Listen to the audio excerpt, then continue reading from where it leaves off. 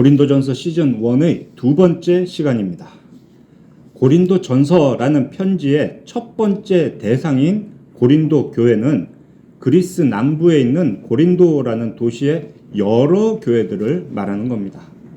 사도 바울이 1년 6개월 동안 복음을 전파함으로 세워진 고린도 교회는 바울이 다른 지역으로 떠난 후에도 여러 가정과 모임으로 흩어져서 예배를 드렸을 겁니다.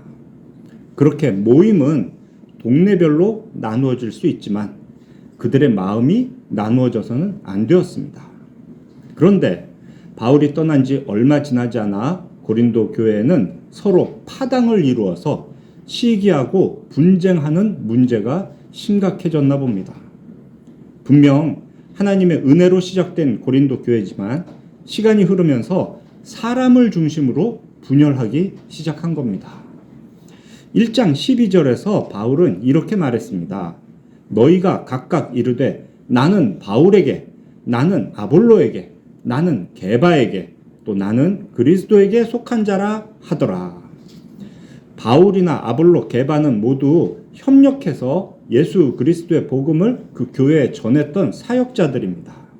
그런데 고린도 교회의 성도들이 바울파, 아볼로파, 게바파, 심지어 그리스도파 등으로 쪼개졌던 겁니다. 이렇게 분쟁이 일어난 것은 신학적 이해의 차이 때문이 아니었습니다. 만약에 그들의 분열이 교리적 문제가 쟁점이 되었다면 바울은 어느 편의 주장이 옳다, 이렇게 하는 게 맞다 라는 식으로 편지에서 답을 줬을 겁니다. 그러나 바울은 이 편지를 보면 먼저 고린도 교회 전체를 책망했습니다. 그래서 많은 주석가들은 고린도 교회의 분열을 단순한 교리 논쟁이라기보다는 사람 중심의 자랑과 경쟁에서 나온 분열이다, 이렇게 말을 합니다. 그래서 바울은 3장 1절에서 너희를 신령한 자들 대하듯이 하지 않고 육신에 속한 자, 곧 어린아이처럼 대하겠다, 이렇게 말을 시작하는 겁니다. 성숙하지 못한 사람, 유치한 사람으로 여기고 너희에게 기초부터 다시 가르치겠다라는 의미입니다. 그렇게 시작된 3장의 본문에서는 참된 교회가 무엇인지에 대해서 세 가지 비유로 설명을 합니다. 3장 9절에서 먼저 이렇게 두 가지를 보여주죠. 너희는 하나님의 밭이요 하나님의 집이니라. 여기서 너희는 고린도 교회 전체를 부르는 말입니다.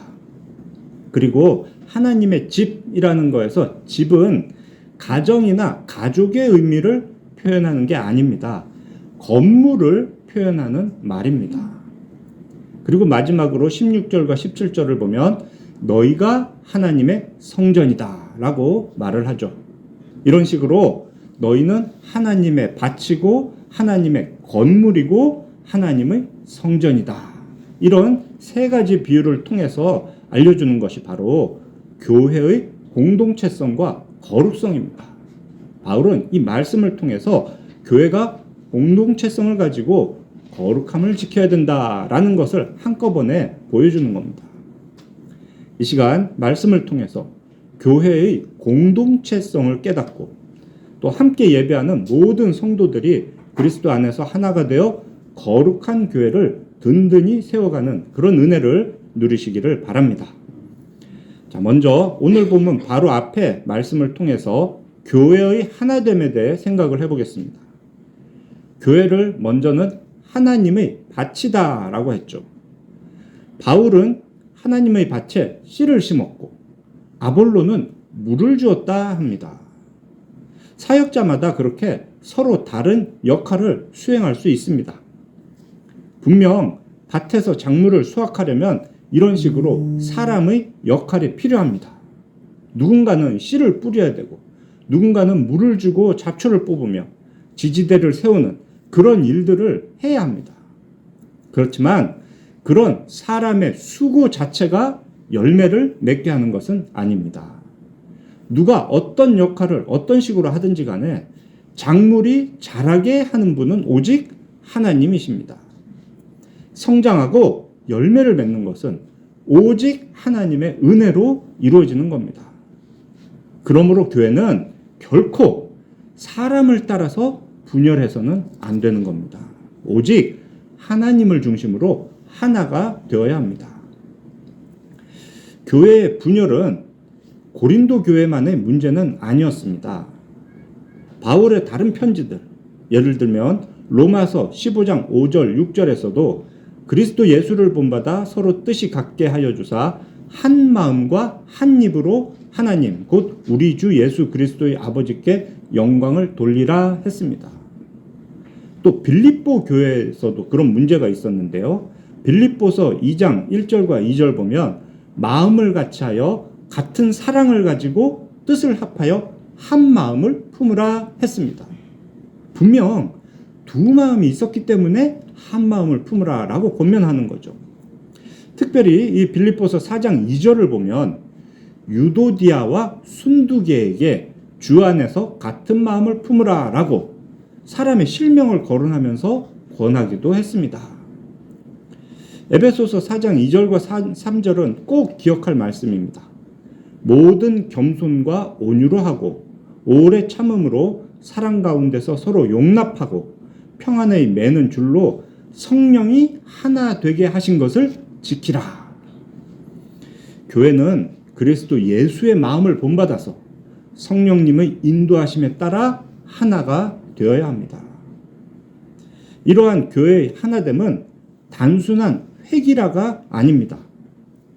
고린도전서 이 뒷부분 12장 4절 이후로 보면 이런 말씀이 있습니다. 은사는 여러 가지나 성령은 같고 직분은 여러 가지나 주는 같으며 또 사역은 여러 가지나 모든 것을 모든 사람 가운데서 이루시는 하나님은 같다. 각 사람들은 삼위 하나님께 받은 다양한 은사, 다양한 직분, 다양한 사역을 갖게 됩니다. 그런데 사람이 그런 것들을 자랑하는 것이 아니고 예수 그리스도의 마음을 기준으로 하나가 되어야 한다는 겁니다. 성도는 항상 나보다 남을 더 낫게, 더 좋게 여기는 그런 겸손함으로 하나가 되어야 합니다. 이처럼 하나됨을 강조하는 가르침이 밭에 이어서 건물과 성전의 비유로 또 주어집니다. 이제 오늘 우리가 읽은 본문인 10절부터 보겠습니다. 바울은 자신을 하나님의 은혜를 따라 지혜로운 건축자가 되었다 합니다. 이건 자기를 높이려는 그런 교만한 표현이 아닙니다. 자신의 사역이 전적으로 하나님의 은혜에 근거했다라는 것을 고백하는 말입니다. 바울 자신은 단지 털을 닦았을 뿐입니다. 그런데 참된 기초는 이미 놓여 있다. 그 기초는 예수 그리스도다라고 말을 하죠. 바울은 고린도 교회의 분열의 문제를 치유하기 위해서 너희가 누구를 따르느냐라는 것보다 먼저 너희가 지금 어떤 기초 위에 세워져 있느냐 이것을 물어보고 있는 겁니다. 교회의 기초는 인간 지도자가 아닙니다. 교회의 기초는 진리이신 예수 그리스도이십니다. 교회는 사람의 계획이나 사람의 헌신 위에 세워지는 것이 아닙니다. 우리를 위해 죽으시고 부활하신 예수 그리스도 위에 세워지는 것이 교회입니다. 그런데 고린도 교회는 그런 진리를 다 잊어버렸습니다. 어떤 사람은 바울을 따른다 하고 어떤 사람은 아볼로, 게바를 따른다, 심지어 그리스도를 따른다라고 했던 겁니다. 그러한 고린도 교회의 파당은 단순한 성격이나 취향의 차이로 생긴 것이 아니었습니다. 이것은 교회의 중심이 그리스도에게 있어야 되는데 그 그리스도에게서 사람으로 중심이 옮겨갔다는 그런 증거입니다. 나는 바울에게, 아볼로에게, 게바에게, 그리스도에게 라고 말하는 순간 그런 성도들은 그 건물의 기초를 보는 것이 아니고 자기 편에 유리한 위에 있는 구조물만 바라보는 겁니다. 바울은 그들을 다시 하나의 기초 위로 돌려놓습니다. 교회는 여러 사람이 각각 따로 짓는 그런 건물이 아니라 한 분 그리스도 위에 함께 세워지는 하나의 건물이라는 사실을 꼭 기억해야 됩니다. 이 진리는 오늘날의 모든 교회에도 그대로 적용이 됩니다. 오늘 우리도 각자 다양한 은사와 직분과 사역이 있습니다. 그렇지만 그 모든 것은 예수 그리스도라는 하나의 기초와 연결될 때만 의미가 있습니다. 자, 이렇게 기초를 확립했으면 이제 그 위에 건물을 어떻게 세울 것인가 이런 생각을 해봐야겠죠. 바울은 단지 교회의 기초는 그리스도입니다 라는 말로 끝내지 않습니다. 그는 곧바로 각 사람이 어떻게 그 기초 위에다가 건물을 세울까 조심하라 라고 권면을 합니다. 조심하라는 것은 신중하게 일을 하라는 겁니다. 건축의 핵심은 눈에 아름답게 보이는 장식이 아니라 건물의 기초와 또 그 건물의 구조물 간의 조화입니다. 바울이 예수 그리스도의 복음으로 건물의 기초를 닦았다면 그 기초 위에 세워지는 구조들은 교회의 각 구성원이 맡은 일과 삶을 통해서 세워지게 됩니다. 누구는 기둥을 세우고 누구는 벽을 쌓고 또 어떤 사람은 창문을 만들고 문틀을 달고 또 어떤 사람은 들보를 얹고 석가래를 걸칩니다. 그런 식으로 각자의 일을 감당해야 건물이 완성이 됩니다. 이 모든 것이 기초와 일관되게 연결되어야만 튼튼한 건물이 세워집니다. 그렇기 때문에 기초 위에 건물을 세울 때는 조심하고 신중해야 하는 겁니다. 그 건물의 정체성이 분명하게 나타나야 되죠. 또 이미 깔려있는 그 기초와 일관되게 연결되도록 세워야 합니다. 이러한 원리를 무시하면 하나의 기초 위에 세운다 해도 재료와 구조가 다양한 모습으로 달라질 수밖에 없습니다. 심지어 그 건물의 목적에 맞지 않는 구조물을 그 위에 올릴 수도 있는 겁니다. 교회의 타당이라는 것이 결국 그렇게 기초 위에 건물을 세우는 방식이 잘못된 데서 생긴 겁니다. 이런 복잡한 건축의 요소들을 바울은 아주 간단하게 재료라는 것으로 표현을 합니다. 12절 보시면 금, 은, 보석 같은 재료도 있고 나무, 풀, 집과 같은 재료도 있죠. 이렇게 크게 두 그룹으로 예를 들고 있습니다. 바울이 이렇게 두 그룹으로 나눈 기준은 그 재료의 값어치에 따른 것이 아닙니다. 우리가 그냥 볼 때는 와, 금은 보석은 비싼 거, 나무, 풀, 짚은 흔하고 싼 거 이렇게 생각되지만 그런 기준으로 나눈 것이 아니고요. 불로 태웠을 때 그대로 남아있는 것이냐 타서 없어지는 것이냐 오로지 이 기준으로 두 재료를 그룹지어서 나눈 겁니다. 이 재료들은 그 일을 하는 사람의 가치에 대한 표현도 아닙니다. 이걸 주의해야 되는데요. 어떤 사람은 금, 은, 보석처럼 귀한 사람이고 어떤 사람은 나무, 풀, 집과 같이 천한 사람이다. 이런 의미를 보여주는 게 아닙니다. 각 사람이 행한 일의 결과물에 대한 비유적 표현인 거예요. 그런 일의 결과물을 오늘 우리 성경에서는 공적이라고 표현합니다.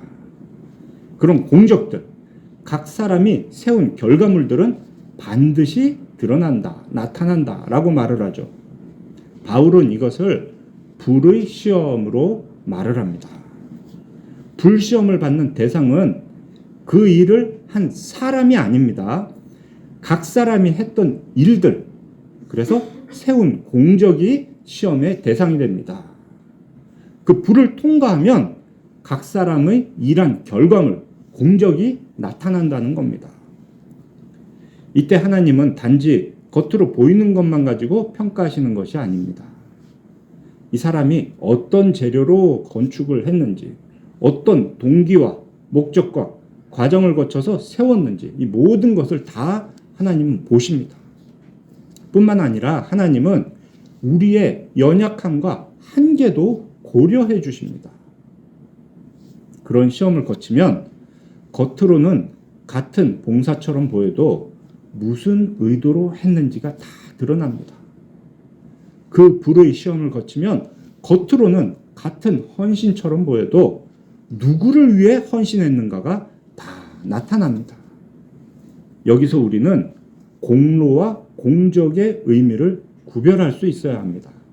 오늘 우리 성경에서는 공적에 대해서 말하는데요. 우리 많은 사람들의 머릿속에는 공로라는 단어가 또 동시에 떠오르기 때문입니다. 공로는 사람이 자기 행위로 구원의 근거를 마련한다라고 보는 개념입니다. 우리가 지금 보고 있는 성경이 개역 개정인데요. 여기서는 사람의 행위 또는 사람의 일이라고 번역된 단어들이 있는데 이것을 두고 로마 카톨릭 천주교 성경에서는 공로라고 번역을 한 겁니다. 천주교는 하나님의 은혜와 사람의 공로가 합쳐져서 어느 수준 이상이 되어야 구원을 받는다라고 가르칩니다. 사람이 자기 행위로 구원을 얻는다라고 보는 이런 생각을 이제 공로 사상이라고 말하는데요. 우리가 속한 개혁주의 신앙은 이런 공로 사상을 분명히 거부합니다. 우리의 믿음은 구원은 오직 은혜로, 오직 믿음으로, 오직 그리스도로 받는 것이다. 이렇게 고백을 하죠. 공로가 그런 거라면 지금 여기서 바울이 말하는 공적은 무엇인가? 공로와 다르게 공적은 이미 하나님의 은혜로 구원을 받은 사람이 그 받은 은혜에 합당한 응답으로 행하는 삶의 열매를 말하는 겁니다. 공적은 구원의 조건이 아니라 구원받은 사람이 삶을 살면서 남기는 결과물이라고 할 수 있습니다. 우리의 순종이나 충성, 선행은 하나님의 뜻을 움직이는, 결정을 바꾸는 그런 수단이 아닙니다. 하나님께서 이미 정하시고 이미 우리에게 주신 은혜에 대한 마땅한 반응, 그것이 우리의 순종과 충성과 선행으로 나타나는 거죠. 그 결과물이 공적인 겁니다. 그런 공적을 사도 바울은 지금 본문에서 재료의 차이로 비유해서 설명을 하는 겁니다. 불에 타는 재료가 있고 불에 타지 않는 재료가 있다.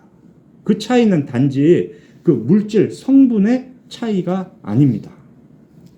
예수 그리스도와 그리스도의 십자가를 중심에 두고 하나님 앞에서 늘 약하고 두렵고 떨림으로 세운 것들, 또 영원한 가치를 따르고 진리 위에 세운 신앙, 이런 것들이 불에 태워도 영원히 남는 공적입니다. 반대로 예수 그리스도와 십자가가 아닌 것들, 사람 앞에서 강해 보이고 담대하고 자랑스럽게 행한 모든 일들, 일시적인 가치와 인간적인 욕심으로 세운 것들, 그것들은 불에 태우면 아무것도 남지 않습니다. 그 공적에 따라서 하나님은 상을 주신다 합니다. 은혜로 받는 구원을 생각해 보시면 택하심을 받은 사람이라면 누구나 똑같은 구원을 받습니다. 영생을 얻게 되죠. 그런데 공적에 따르는 상은 사람마다 차이가 있을 수 있습니다. 3장 8절에 이런 표현이 있죠. 심는 이와 물 주는 이는 한 가지이나 각각 자기가 일한 대로 자기의 상을 받으리라. 일한 결과에 따라서 상이 달라져요. 이것이 공적에 대한 하나님의 상입니다. 밭을 가꾸는 사역자가 일을 잘했으면 상을 받고 잘한 게 없으면 상을 받지 못하는 겁니다. 어떤 사람이 많이 충성했으면 큰 상을 받고 조금 충성했으면 작은 상을 받습니다. 이런 상을 우리 신학적으로는 상급이라고 말합니다.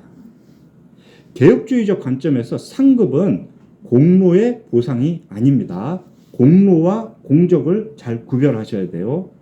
상급은 은혜의 질서를 깨지 않는 방식으로 우리에게 주어지는 공적에 대한 은혜로운 보상입니다. 이러한 상급 역시 당연한 것이 아니고요. 은혜다라는 이 사실을 우리가 잊어서는 안 됩니다. 성경에서 말하는 상급은 무엇이 있을까요? 딱 하나가 성경에 기록되어 있는데요. 하나님의 칭찬이 우리에게 주어지는 상급입니다. 고린도전서 4장 5절을 보시면 그때에 각 사람에게 하나님으로부터 칭찬이 있으리라 라고 말합니다. 하나님은 우리의 공적, 그러니까 우리가 이 세상을 사는 동안 한 일에 대해서 칭찬을 하시거나 책망을 하십니다. 그런 칭찬이나 책망에 따라서 우리의 구원이 좌우되는 건 아닙니다. 칭찬을 못 받으면 구원이 취소되거나 책망을 많이 받으면 구원을 못 받거나 이런 건 아닌 거예요. 구원은 오직 그리스도 안에서 이미 확정이 되었습니다. 그런데 상급은 그 구원 위에 더해지는 은혜로운 보상입니다. 그 보상이 하나님의 칭찬인 거고요. 우리가 이 세상을 살면서 행한 일의 상급이 하나님의 칭찬이라면 여러분은 이 세상을 어떻게 사시겠습니까? 어떤 태도로 일을 하고 어떤 열매를 맺으려고 힘을 쓰겠습니까? 이 땅에서의 부귀영화도 아니고 건강도 아니고 마음의 평안도 아닌 죽은 다음에 낙원에서 하나님을 만났는데 하나님의 칭찬, 이것이 우리의 상급의 전부라는 거예요. 세상 사람들은 그 죽은 다음에 칭찬이 무슨 소용이 있냐 하겠지만 우리 성도에게는 이 연약한 육체를 벗고 하나님 앞에 섰을 때 잘했다 충성된 종아 라는 그 하나님의 칭찬보다 더 값진 것은 없습니다. 이러한 상급에 대한 가르침은 성도로 하여금 헛된 이 세상 사람의 칭찬을 구하지 않고 오직 하나님 앞에서 참된 것을 추구하게 만들어줍니다. 사람에게 보이기 위해 세운 것은 쉽게 무너집니다. 그렇지만 하나님의 뜻에 따라서 세운 것은 불지나도 남아있습니다. 마태복음 6장 1, 2절에서 예수님은 하나님의 상급에 대해서 이렇게 말씀하셨습니다. 사람에게 보이려고 의를 행하면 아버지께 상을 받지 못한다. 그는 이미 상을 다 받았다. 외식하는 자는 더 받을 상이 없다. 이 땅에서 사람들의 인정을 받지 못해도 좋습니다. 하나님이 아시니 그것으로 충분하죠. 하나님께서 우리가 행한 일들을 기억하시고 하나님께서 우리를 칭찬하신다면 그보다 더 값진 인생은 없는 겁니다.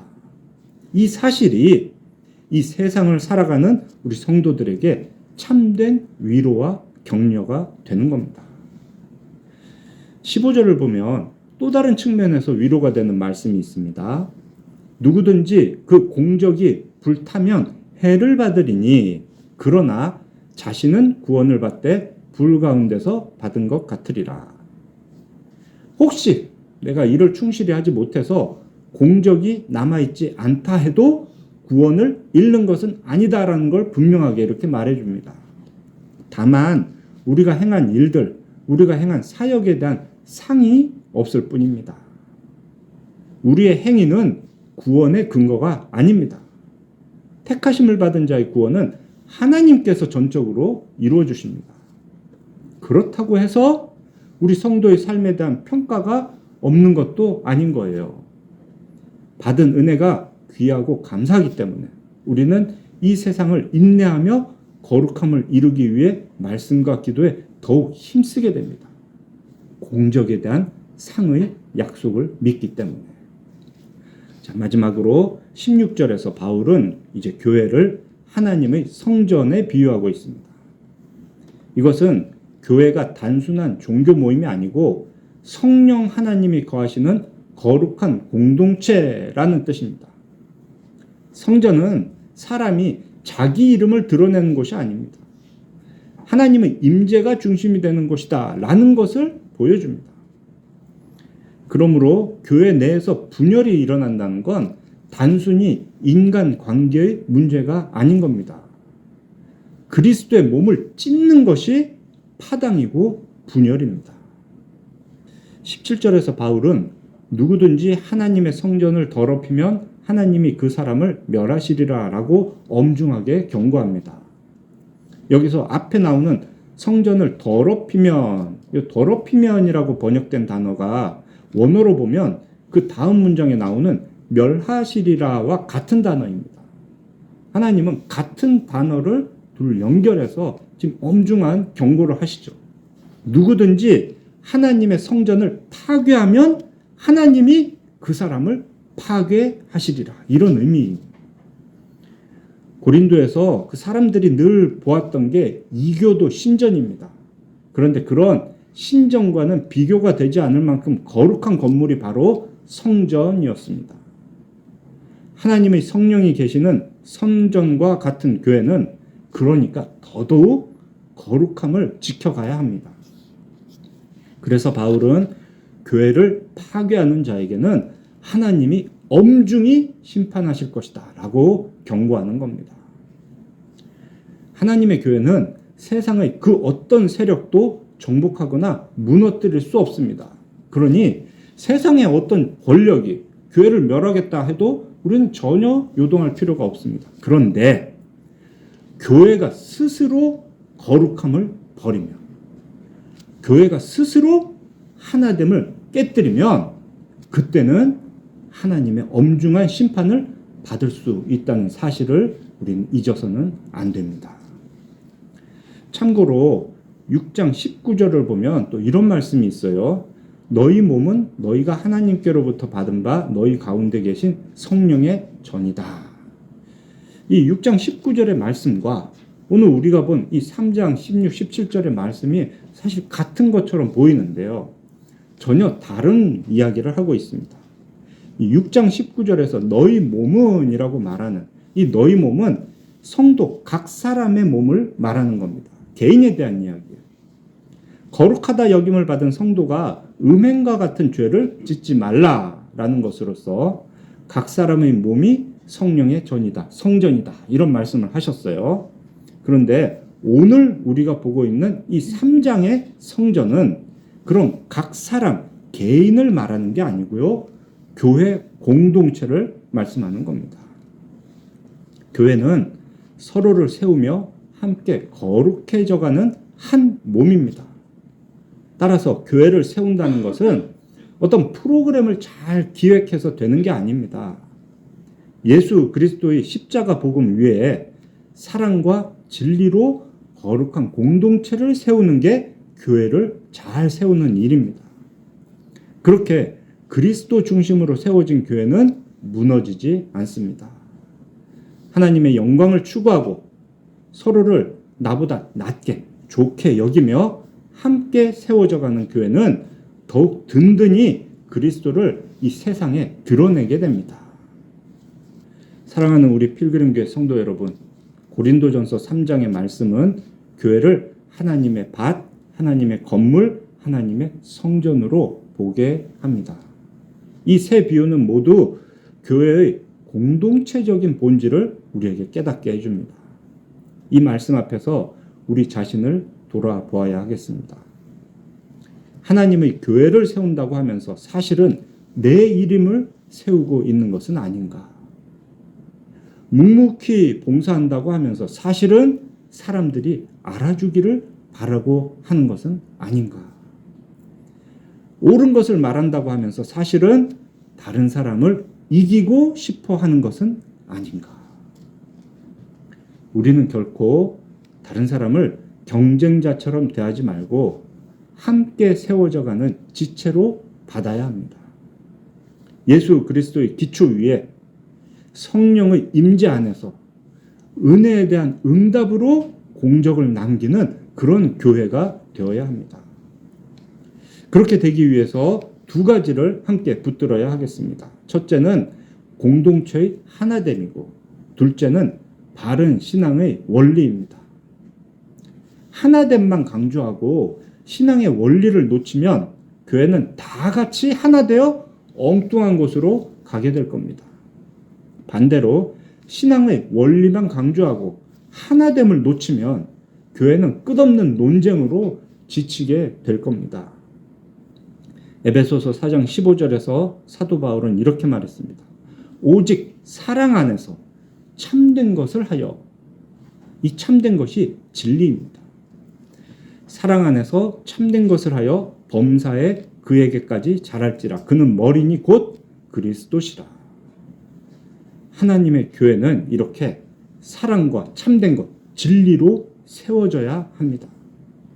마지막 때에 하나됨과 바른 신앙의 원리, 사랑과 진리로 세운 공적이 남아서 잘했다 충성된 종아라는 하나님의 칭찬을 듣는 우리 모두가 되시기를 삼위일체 하나님의 이름으로 축원합니다.